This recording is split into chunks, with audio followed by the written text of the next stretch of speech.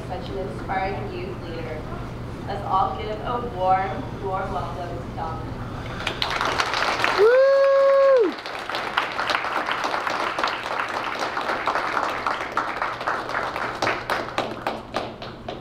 Thank you. How's everybody doing today? Yeah! How is everybody doing today? You getting the pizza? It's fun. All right. So I want to know where people come from. Most people from here in Hunter College. How many people from Hunter College? Got to represent. Okay. Where else are people from? Schools, organizations? NYU? City? Brooklyn? Boston? All right. Excellent. So a real range. Community? All right. Excellent. Was that what you said? What did you say? From the new school. New school. Okay. Awesome. I can take it that's a new school. No, it's an old school. It's literally called the new school. Okay, but it's old school. Yeah. It's an old school that's, okay, called new. Excellent. All right, an old new school. Excellent. Okay, 200 years ago, my mother's ancestors actually baked bread for the Revolutionary Army in the American War for Independence. My father's father was born of Italian immigrants who was raised in hardship, made his father's alcoholism, went to serve in the Korean War in the Marines as a tank mechanic, came back to work 3 jobs in the Boston area with the dream of giving his children a better life, a dream which was realized when my father became the first in the family to graduate from college. I live in their legacy. My parents settled on a small dirt road in Caroline, New York. Has anyone ever heard of Caroline, New York? Probably not. Adam has. Excellent. Okay, beautiful. I grew up on a dirt road. My parents would walk me up and down the road, picking up trash that people had thrown out of their car windows. I just remember being so frustrated. How could people do that? And I learned at a young age the importance to steward our land, our water, and our air. I was always curious, probably like many of you. I would lie awake at night just wondering, seeing images of war and poverty on TV. Why does it have to be this way? This doesn't make sense. And just knowing that if we would all work together, instantly the world would be a better place. When in college, I had the opportunity to actually work in New York City with Acorn in Brooklyn. That was my funny story about Brooklyn. My first impression was coming out into, this is the first time I'd ever been in the city on my own. My town is 3,000 people. New York City is what, 5,000? Maybe 3 million? No. I'm trying to think of how many times larger it is. It's ridiculously larger. It's 2,000 times larger, more than that. So I come out and I just like, whoa, tall buildings. And my first impression of Brooklyn was coming up the stairs to the subway and seeing the first thing, literally the first thing I saw when I got to Brooklyn was a guy standing peeing on a car.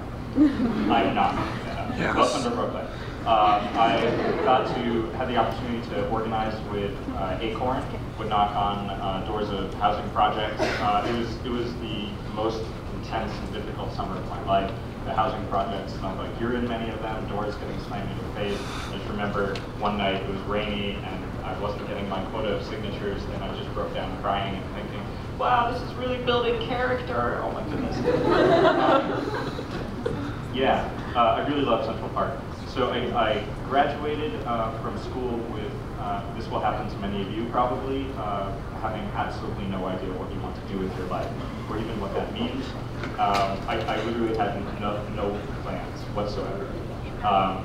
And that is when someone in my town, the previous deputy town supervisor and the chair of the local political party, asked a question that changed my life.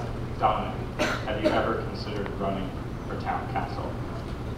How many people have ever considered running for office? Seriously? 1, 2 people. All right.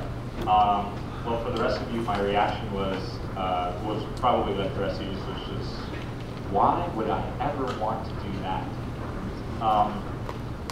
And the more I thought about it, the more I, at that time, thought I would want to join the Peace Corps to find myself somewhere in a community overseas and be part of a really intensively in a community to be a change agent, to be a community organizer, to make change happen on the local level. The more I thought about it, the more it just kind of dawned upon me, well, maybe you could do this right in your hometown. And so my family thought I was crazy. I thought I was completely insane, but I decided to go for it and knocked on hundreds of doors, talked with people. Many of them in rural Caroline have never had someone for office coming by their door before, asking, what do you want to see for the future of your town? And they've never been asked that question before. It's a really empowering experience. And together, all of our stories are part of a larger generational story of a generation of young people coming of age at the start of the 21st century.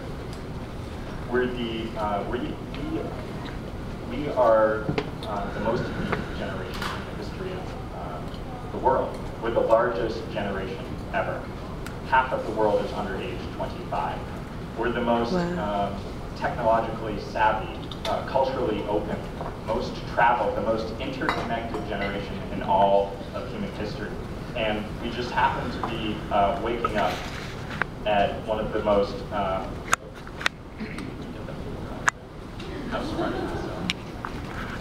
we just happen to be waking up at one of the most critical moments in human history. There are many opportunities that we have. The fact that we're carrying around cell phones speaks to one, but we also have the greatest challenge. We have a responsibility that no generation has ever faced. This is a quote from Joshua Gorman. We are the middle children of history, coming of age at the crossroads of a civilization, a generation rising between an old world dying and a new world being born. We are the make it or break it generation, the all or nothing generation, the crucible through which civilization must pass or crash. He has co-founded Generation Waking Up, which is committed to sharing this kind of story across the world, along with Zoe Toby, a personal friend of mine, and a youth climate hero as well. So that leads us to the story of now.